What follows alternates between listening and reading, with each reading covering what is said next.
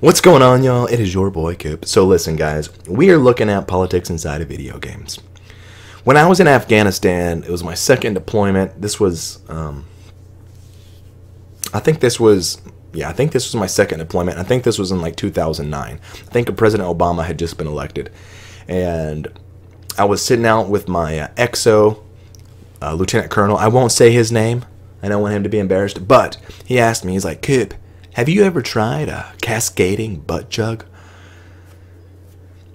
That was a conundrum for me, okay? Because I prided myself, okay, on having tried the majority of all possible drinking games, drinking moves, drinking whatever. And I had never even heard of the cascading butt chug, okay? Now, I assumed it maybe had something to do with a funnel. And, you know, I wasn't down for that action, okay? It's never gonna happen. But I was wrong. Well, apparently what you do is, you have all this has to be consensual, of course, and I recommend no one does this. So if you want to be offended, don't be offended with me. Be offended with Lieutenant Colonel here. Anyways, you get like 5 people to stack themselves on top of each other. Lay down, one after the other. Then you pour a bottle of tequila down the butt of the one on top. And it goes down the butt crack, bloop, and then it goes down the next butt crack and the next one until you go down like 5 sets of butts, okay? And he gets to the bottom and you drink the tainted liquid. Now, there's no way I was ever going to do this, obviously. I'm not drinking liquid that's been over someone's booty hole. But my point is, he had tried it. It's not like it was an option available to me at the time anyways. He was just telling me a story.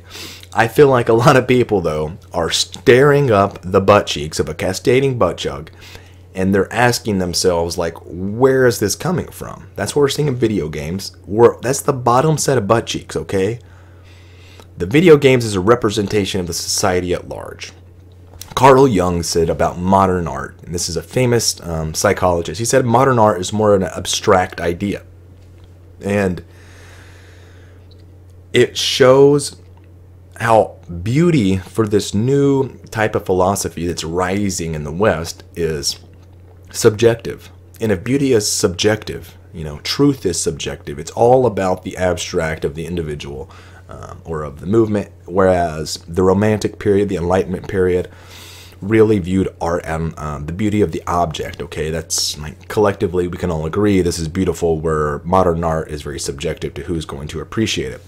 I mean, he could have just really broke it down better and been like, bro, it's stupid. Like, you suck, dude. You're drawing triangles and circles. It's not very good. It's not, don't like it.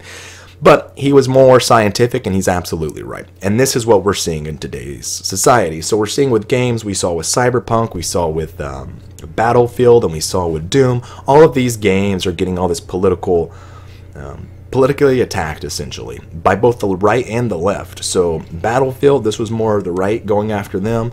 With Cyberpunk and what is that, Doom, this was the left going after them. And it's really not just the normal left, I would say. I would say the majority of the cause for all of this is a new movement, fairly new. It started in the 1960s of postmodernism. This is what I feel like everyone has to understand. If you understand this, everything makes sense to you. But most people don't understand the philosophies behind these movements. And if you can't understand the philosophies behind these movements, you're just looking up at the bottom set of butt cheeks. You don't understand that there's a tequila bottle at the top, and that's where the liquid's coming from. All you're just thinking is, oh my God, look at this stupid butt cheeks with its tainted liquid that's getting me drunk. That's what you're thinking. You're not able to see past those butt cheeks. So we got to get past the butt cheeks, guys. God, I really wish I would have thought of a different example so I didn't have to keep saying this. Postmodernism was an attack on enlightenment. And for just a quick summary of what these philosophical movements have behind them, the Age of Enlightenment was in the late 1700s, okay? And this completely revolutionized the entire world. Enlightenment focused on the individual, and it focused on reason. Whereas the previous era had been like monarchies, you know, where you had a one king who got to decide whatever. If the king ordered you to stick a carrot in your butt for the rest of the day, you were going to do it. You just had to, for no reason, just because he said so. Those systems sucked. Not just that, but it was also an era of faith, which I don't think faith is inherently evil or bad, but it can be bad if that's the only type of reasoning you have going on is based on faith alone. So if a bird flies into your window, you're like, oh my God, this is a terrible omen. Now I got to pull down my pants, you know, walk 3/4 of the way into town, you know, with my fingers in my ears, spinning in circles, because that's how you break the spell of the evil omen that's just been bestowed upon you, okay? No one wants to do that. And we realized it was stupid, because reason says, oh, it's because your window's clear, so the bird can't see it. So he keeps crashing into it and dying, not because it's a bad omen, not because you're cursed, but because it's a window. Anyway, this is what the age of reason brought us. It said, you know, can we just blame everything on some supernatural source, or bad omens? Is lightning because of a god is angry, or is it more because of, you know, electricity, you know, generating static electricity building up in the atmosphere? So we figured out a lot. The Age of Enlightenment brought about a scientific revolution, meaning science at all, and it brought about engineering on one side. On the other end of the spectrum, it brought about individualism, and individualism brought about a new way of looking at people, which is natural rights. Natural rights is the greatest thing we got out of the Enlightenment, because natural rights said these are rights given to you by nature or by God, whichever one you want to believe. Meaning if you were in nature, if you were just born in the forest, you would have these rights given to you essentially by nature, just by existing. That's the right to defend yourself. If someone tries to kill you, you have the right to kill that person, because you have that right given to you by nature. You have the right to speak, think, have your own beliefs. These are natural rights. Now there's also legal rights, which is, these are rights given to you by the government. If, you know, like you have the right to health care, or you have the right to whatever other government type rights that you can think of, that's not necessarily something you would have if there were no society, something you would have if a government allowed it. And those rights can be changed and altered, but natural rights cannot be changed. That's why we have the right to bear arms as part of the Constitution, because this is more of an extension of natural rights, the right to defend yourself. And if you take away someone's ability to defend themselves, you know, that would be a type of infringement on a natural right. That's where that whole thing boils down from. So my whole point is, this is what Enlightenment did for the world. And that was only 200 years ago, guys. That's crazy. So within 200 years, well, a little more, 230 or so, we completely revolutionized the world. Every bit of science, everything we have on Earth almost, was invented in the past 200 years. Cars, planes, iPads, computers, everything all came because we decided to use reason instead of thinking of everything as bad omens and, you know, gods and devils. Not to say there was not a place, but not just the place we had imagined, you know, because there's so much superstition involved in the age of faith. When you start figuring out science, this changed the world.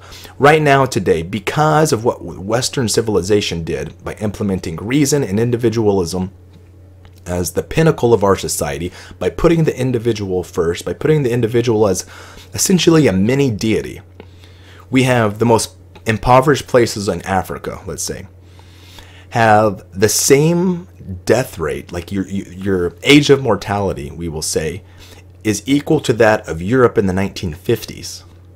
And Europe was far more civilized in the 1950s than the African continent, okay? So that's insane. We have increased the average lifespan of humans, like, drastically, beyond anyone's wildest expectations. The poorest 1% in the West is still the richest 1% in the world. That's amazing. That shows that these fundamental intrinsic philosophies that we use as part of our Constitution, that we use just to develop our society, is really functional. And I know this may be like, dude, what are you talking about? This has to do with postmodernism, because postmodernism popped up in the 1960s, and what postmodernism said is all these structures, all these hierarchies are BS.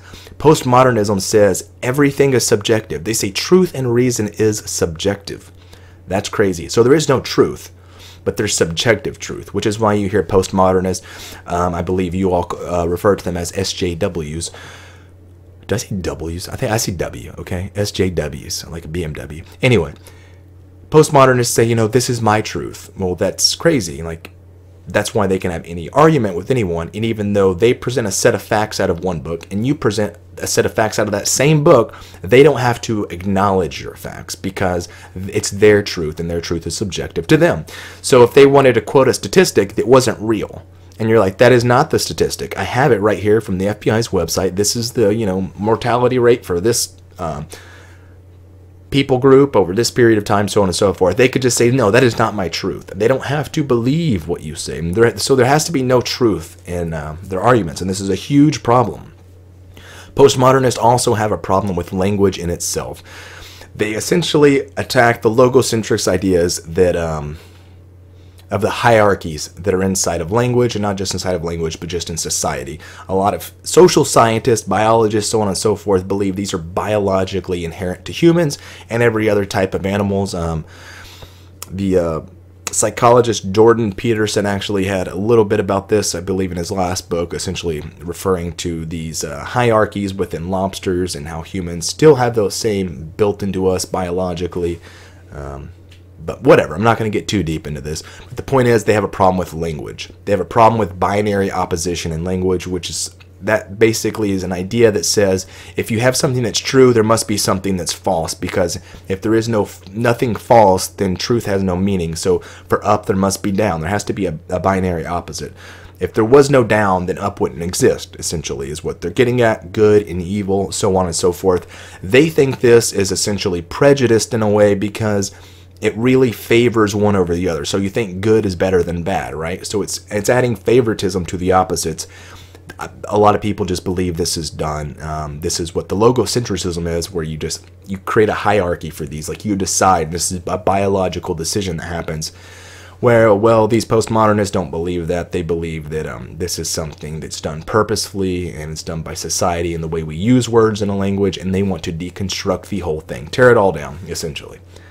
That's why postmodernism is so dangerous. If you look at what we've accomplished in 200 years, the idea that you should just say, let's tear it all down because it's all garbage. That's why you see this hatred towards the patriarchy, because that's one of these hierarchies that they perceive to be this evil, oppressive force that, you know, has oppressed women, has oppressed every minority, and so on and so forth. Even though, you know, this has only been going on for 200 years, and it has completely improved the entire earth to such an indescribable degree that people just don't understand. People who are living, you know, 250 years ago wouldn't be able to cope with how amazing life is now for every single person on the planet.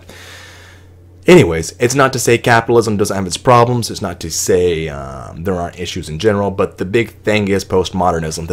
The problem is not liberals, okay? So people have to get that through their head. People are born liberal. People are born conservative. These are, I mean, not necessarily with a political affiliation, but if you're born as someone with more creative tendencies, you're more likely to be liberal. And there's psychological testing and actual scientific evidence that 100% points to this. In fact, it's the #1 predictor to whether or not you will be liberal or not. Just as a predictor for conservatives, as if you're a more orderly person. And it makes sense, right? Conservatives don't like rules and everything to be nice and tidy and everything. And liberals are more like hippies, like, whoa, bro, let the feathers fly. And you need those things to work together, okay? You need the hippies to challenge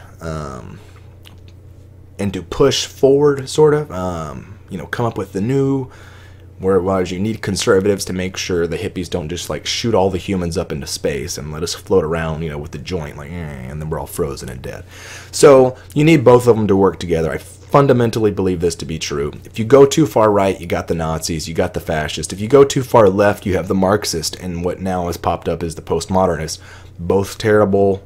It doesn't matter which of these alt sides are in charge, it would destroy the West. It would destroy everything that has ever been. So we don't want that. That's the whole point, guys. That's the whole point. So I'm just breaking down.